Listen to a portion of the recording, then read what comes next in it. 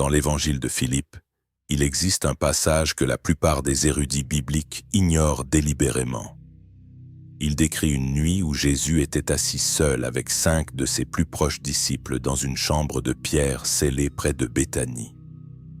Il n'y avait ni torche, ni lampe à huile, seulement le son de leur respiration dans l'obscurité totale. C'est dans ce silence absolu que Jésus a glissé sa main sous son vêtement pour en sortir un petit objet suspendu à son cou. Il leur a dit que cet objet l'accompagnait depuis bien avant son baptême, qu'il était plus ancien que n'importe quel temple.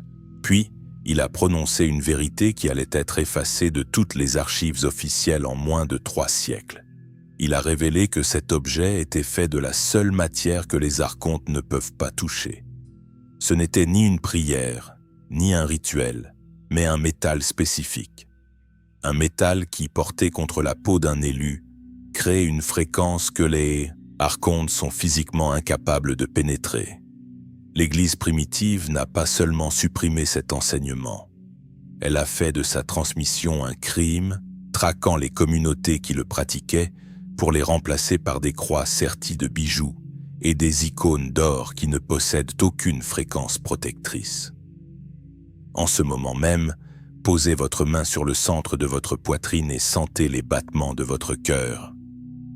Ce rythme n'est pas aléatoire, c'est le pouls de votre étincelle divine qui répond à ce que vous vous apprêtez à entendre. Si vous ressentez que cet enseignement vous est destiné, c'est que vous n'êtes pas ici par coïncidence.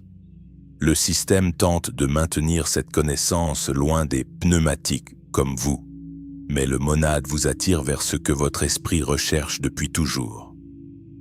Pour comprendre l'importance de ce métal, il faut d'abord comprendre la véritable nature de la réalité telle qu'elle est décrite dans l'Apocryphon de Jean, l'un des textes les plus dangereux découverts à Nag Hammadi en 1945. Selon ce texte, le monde matériel n'a pas été créé par la source véritable, le monade, qui est une conscience pure et infinie. Ce monde est l'œuvre d'un créateur contrefait, le démiurge, qui a construit cette réalité non pas pour nous nourrir, mais pour nous contenir et récolter notre énergie émotionnelle. Le démiurge opère à travers les archontes, que vous devez imaginer non pas comme des démons religieux, mais comme des fréquences parasites. Ils existent juste à la limite de la perception humaine, se glissant dans l'espace entre vos pensées. Ils se déguisent dans votre propre esprit, ce doute soudain avant une réussite, cette voix qui vous dit que rien ne changera, cette lourdeur dans votre poitrine. Ce ne sont pas vos pensées, mais des implants archontiques conçus pour maintenir votre vibration assez basse pour qu'ils puissent s'en nourrir. Ils se délectent de la peur, de la honte et de la culpabilité. Cependant, certains matériaux de la Terre ont conservé un lien vibratoire direct avec le monade, une résonance qui date d'avant l'architecture du démiurge. Lorsque ce métal touche la peau d'un être éveillé, il se synchronise avec son étincelle divine et amplifie son champ de lumière, créant une barrière infranchissable. Cette barrière n'est pas une simple protection passive, c'est une reconfiguration totale de votre interface avec la réalité. Les anciens gnostiques savaient que nous vivons dans une matrice de fréquences, où chaque émotion que nous ressentons est une monnaie d'échange pour les archontes. En portant ce métal, vous cessez d'être un émetteur de nourriture émotionnelle pour devenir un point mort sur leur radar. Imaginez un prédateur qui chasse à la chaleur et qui, soudainement, ne voit plus que du vide là où vous vous tenez. C'est précisément ce qui se produit au niveau vibratoire. Votre fréquence s'élève au-delà du spectre visible par le démiurge, vous rendant invisible à ses mécanismes de contrôle. Ce n'est pas de la magie. C'est une science sacrée de la résonance qui a été systématiquement démantelée pour s'assurer que l'humanité reste dans un état de servitude énergétique perpétuelle. Au-delà de la simple invisibilité, cette alliance entre le fer et votre peau déclenche une alchimie interne au niveau de votre sang. Le fer est l'élément qui permet à votre sang de transporter l'oxygène, le souffle de vie, vers chaque cellule. En plaçant du fer pur sur votre poitrine, vous créez un circuit de rétroaction magnétique qui purifie l'information portée par votre flux sanguin. Les archontes utilisent souvent le sang comme un conducteur pour leur fréquence de peur, car c'est là que résident nos mémoires ancestrales. Le fer activé agit comme un filtre, empêchant les traumatismes transgénérationnels de remonter à la surface de votre conscience. Votre sang devient alors une forteresse liquide, une rivière de lumière qui ne répond plus qu'aux ordres du monade, rendant votre corps physique aussi résistant aux manipulations que votre esprit. L'institution ecclésiastique a tout fait pour effacer cette connaissance, car elle rend leur système obsolète. Si vous pouvez sceller votre propre champ énergétique, vous n'avez plus besoin d'intermédiaires, de prêtres ou de sacrements. C'est la liberté absolue, et c'est ce que l'Empire romain a cherché à anéantir dès le IVe siècle en confisquant et en fondant ses instruments spirituels. Mais on ne peut pas fondre une fréquence.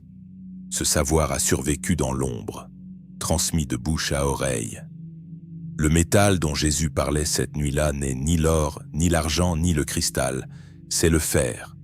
Le fer est le seul élément sur Terre qui génère son propre champ magnétique sans force externe. Il porte en lui la signature du monade, un souvenir de ce qu'était la matière avant d'être verrouillée par le démiurge. Le fer se réveille au contact de votre conscience.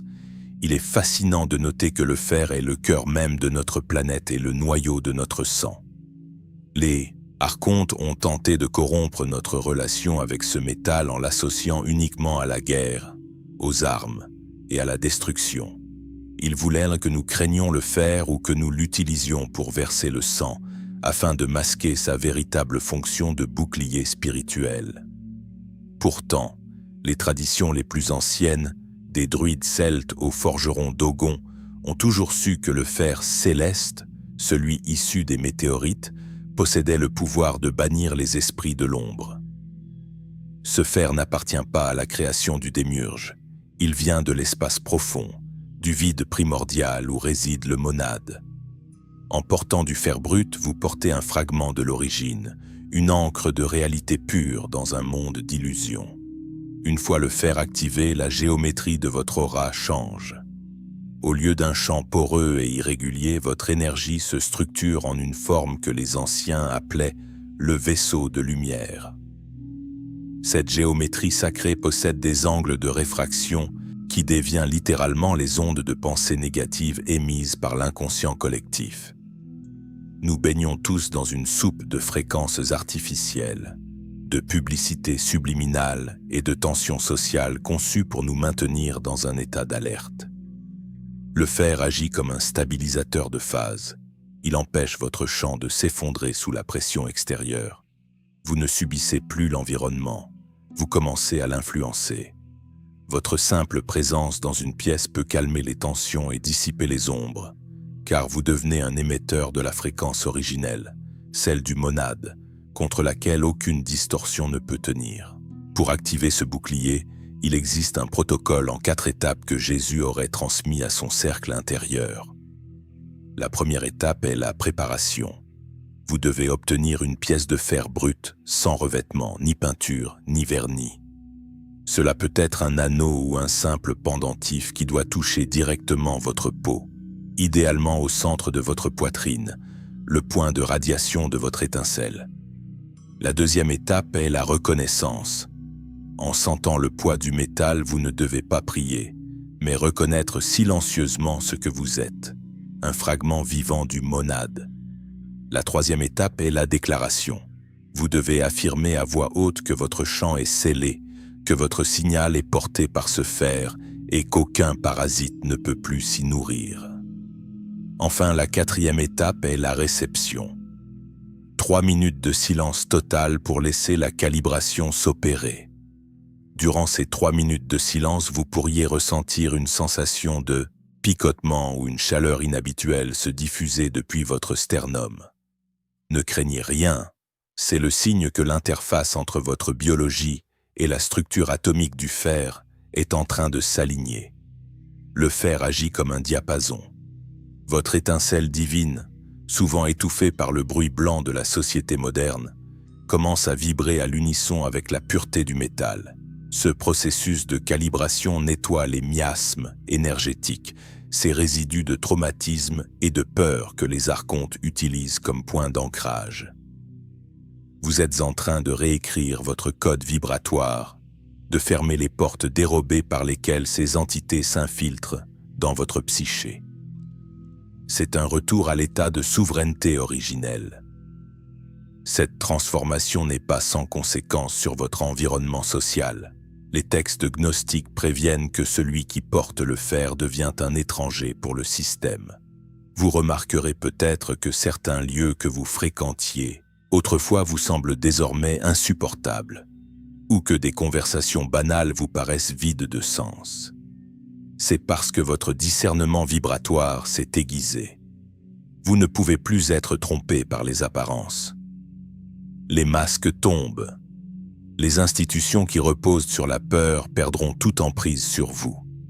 Cette solitude apparente est en réalité une libération. Elle vous permet de vous connecter à la lignée invisible des pneumatiques qui, à travers les âges, ont maintenu cette flamme allumée. Vous n'êtes plus seul. Vous êtes enfin aligné avec votre véritable famille spirituelle. Si vous suivez ce protocole pendant 7 nuits consécutives, le chant devient autosuffisant. Vous remarquerez que le brouillard mental se dissipe et que les pensées spirales perdent leur emprise. Les personnes qui se nourrissaient inconsciemment de votre énergie s'éloigneront d'elles-mêmes. Mais soyez prévenus. Dès la première nuit, une résistance apparaîtra sous la forme de pensées rationnelles vous disant que tout cela est ridicule. Ne luttez pas contre ces pensées, reconnaissez-les comme le dernier sursaut d'un système qui perd son accès à votre lumière. Le fer vous attend, votre étincelle est prête, et le monade connaît votre nom. Ce soir, trouvez votre fer, faites votre déclaration et scellez votre chant. Ce qui a été caché pendant 17 siècles vous appartient désormais. Vous n'êtes plus une proie, vous êtes un être souverain. Cette souveraineté retrouvée va transformer radicalement votre perception du temps et de l'espace. Les élus qui ont porté le fer dans l'Antiquité rapportaient une clarté de vision presque prophétique, car ils n'étaient plus distraits par les impulsions de peur injectées par les archontes. Sans ces parasites pour brouiller votre intuition, vous commencerez à voir les fils de la matrice se dénouer autour de vous. Les opportunités qui vous étaient cachées apparaîtront, et les obstacles qui semblaient insurmontables s'évaporeront. Le fer ne se contente pas de vous protéger, il vous stabilise dans une réalité supérieure.